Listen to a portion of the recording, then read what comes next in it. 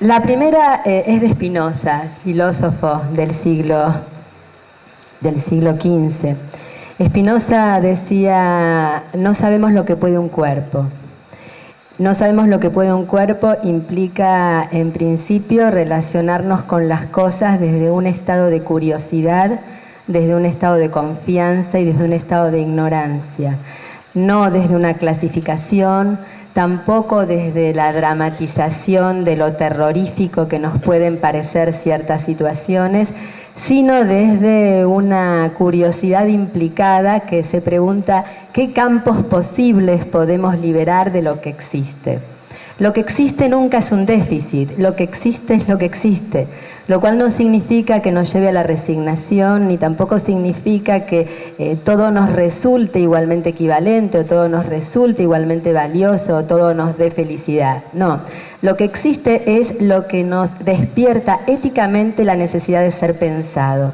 Y solamente podemos pensar lo que no sabemos. Si creemos que sabemos demasiado sobre los pibes, si creemos que sabemos demasiado sobre lo que hacen, si creemos que lo que hacen es un peligro, que lo que hacen es una amenaza, si creemos que todo es un déficit, difícilmente podamos encontrar una zona de diálogo entre generaciones. Los problemas siempre son una inquietud y siempre nos ponen en estado de perplejidad. Pero un problema bien planteado, porque sé que tengo poco tiempo, lo voy a esquematizar. Primero, Bergson, otro gran filósofo francés en 1930, decía, un problema bien planteado no es un problema que se formula en términos negativos. Un problema es una afirmación, no es un déficit, no es lo que falta, no es lo que sobra, no es lo que no hay, no es lo que se perdió. Un problema es, de esto que está aconteciendo, ¿cómo leo los posibles que pueda liberar y que pueda efectuar? Entonces, cuerpo es una imagen de Spinoza. Cuerpo es toda fuerza que puede afectar y ser afectada. Cuerpo es una idea, cuerpo es un grupo, cuerpo es un cuerpo. Es un sistema de relaciones que tiene la capacidad de afectar y ser afectado. Si yo digo... Todo esto tiene que ver con lo que yo quería plantearles, que es que yo creo que la escuela necesita de un pensamiento filosófico. Y un pensamiento filosófico no quiere decir la disciplina filosofía. Un pensamiento filosófico es un pensamiento que sea capaz de hacerse problema. Porque lo mejor que tenemos son los problemas. Tenemos la mala costumbre de creer que problema es el obstáculo.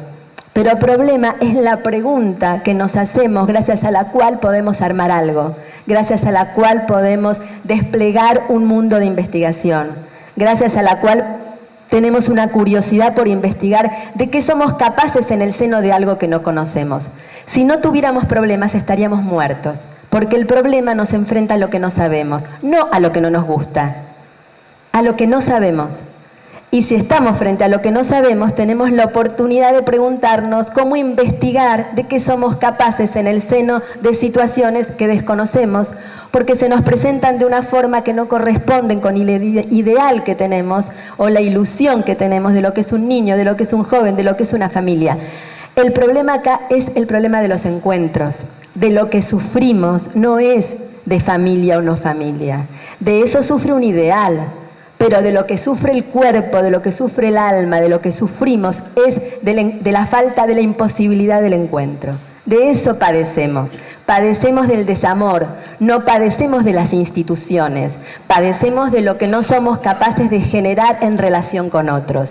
Entonces, me parece que más allá de la matemática, más allá de la lengua y más allá de los miedos que nos provoca situaciones que desconocemos, el problema es la gran solución que tenemos si entendemos que el problema es una pregunta de investigación y no algo que surge del miedo a ver lo que no nos gusta ver.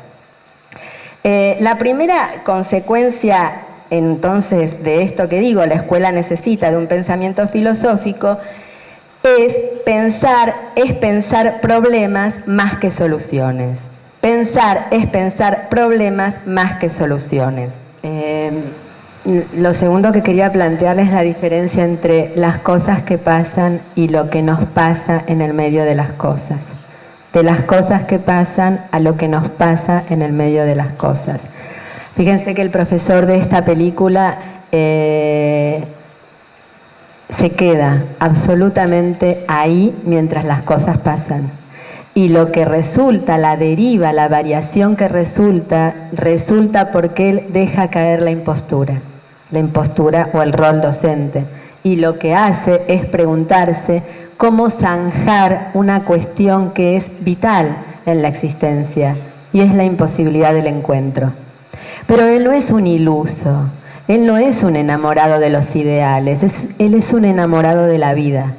Y los enamorados de la vida, de lo que se enamoran, es de la confianza en el devenir. Y la tercera consecuencia, porque ya me debe haber pasado el tiempo, perdón, lo último, lo menciono y no lo voy a desarrollar, es del sentido como premisa a los efectos del sentido.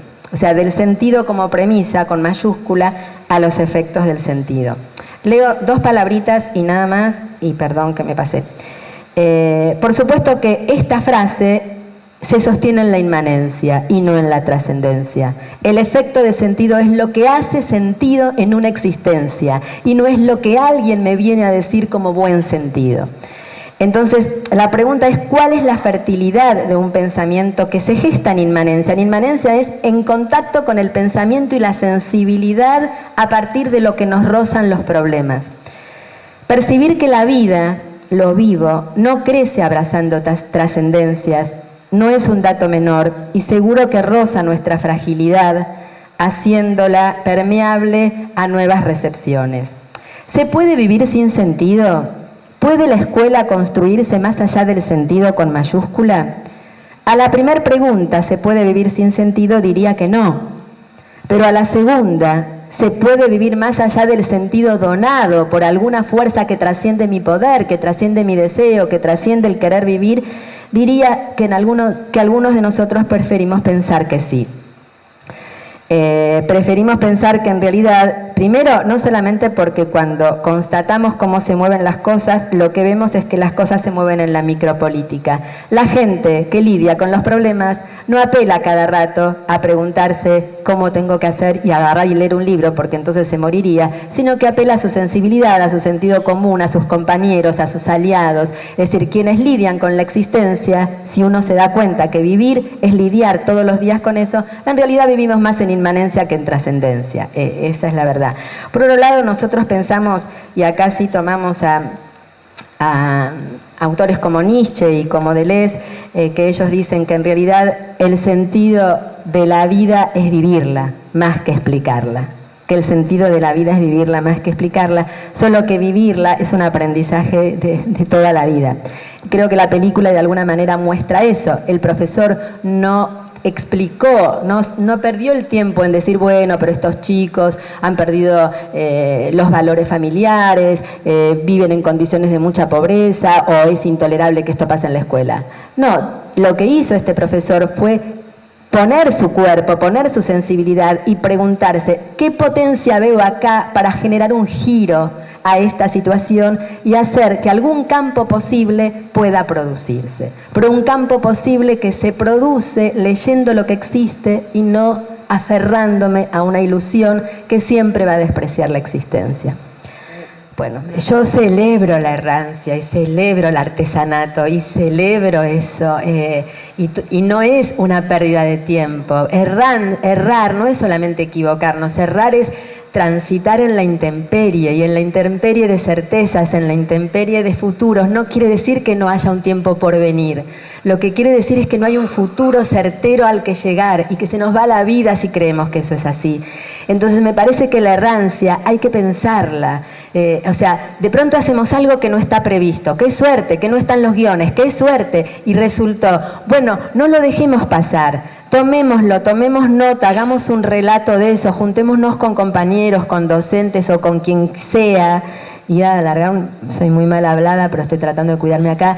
Y pensemos que nuestros aliados no son los que participan de una comunidad organizada previamente. Son aliados los que tienen una afinidad sensible para pensar un problema. Entonces yo puedo encontrar un aliado en un pibe de la calle, o lo puedo encontrar a veces en un docente, pero a veces lo encuentro en cualquier... Y no insistir con una regla y con un rol que es una evidencia que está caído. O sea, no está caída la relación social, pero está caída la relación social disciplinaria, esa que responde a los atributos y a las prescripciones de un rol y de una función.